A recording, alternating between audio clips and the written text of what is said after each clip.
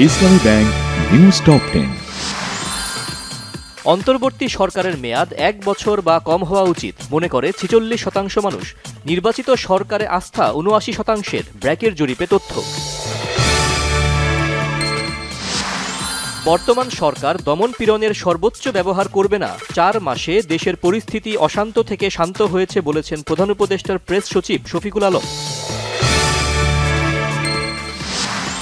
নির্বাচিত সরকার ছাড়া সমস্যা সমাধান চ্যালেঞ্জিং। রাজনৈতিক দল নিয়ে তথ্য উপদেষ্টার বক্তব্য রাজনীতি বিরোধী বলেছেন মির্জা ফখরুল ইসলাম আলমগীর। বাংলাদেশের সাথে ভারতের সম্পর্ক একক কোনো রাজনৈতিক দলের সাথে না। হাসিনার বক্তব্যকে সমর্থন করে না দিল্লি বলেছেন ভারতের পররাষ্ট্র সচিব বিক্রম মিশ্রি। র্যাবের বিরুদ্ধে গুম খুনের অভিযোগ স্বীকার করে ভুক্তভোগীদের কাছে ক্ষমা চাইলেন প্রতিষ্ঠানটির মহাপরিচালক AKM শহীদুর রহমান।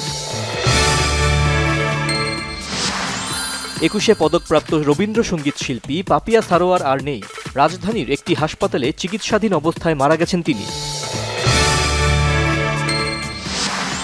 তীব্র শীতে বিপর্যস্ত উত্তরের জনজীবন। গোপালগঞ্জ ও চুয়াডাঙ্গায় সর্বনিম্ন তাপমাত্রা 10.2। বিপাকে শ্রমজীবীরা।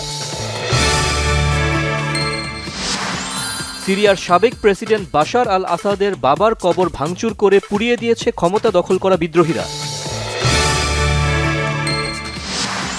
যুক্তরাষ্ট্রের প্রেসিডেন্টের ক্ষমতা হস্তান্তরের অভিষেক অনুষ্ঠানে অংশ নিতে চীনের প্রেসিডেন্ট শি জিনপিংকে আমন্ত্রণ জানিয়েছেন নবনির্বাচিত মার্কিন president Donald Trump. ICC champions trophy দেখা ও ট্রফির সাথে দর্শকদের ছবি তোলার উৎসব চলছে বসুন্ধরা সিটি কমপ্লেক্সে। বিশ্ব ভ্রমণের অংশ হিসেবে এখন বাংলাদেশে অবস্থান করছে ট্রফিটি।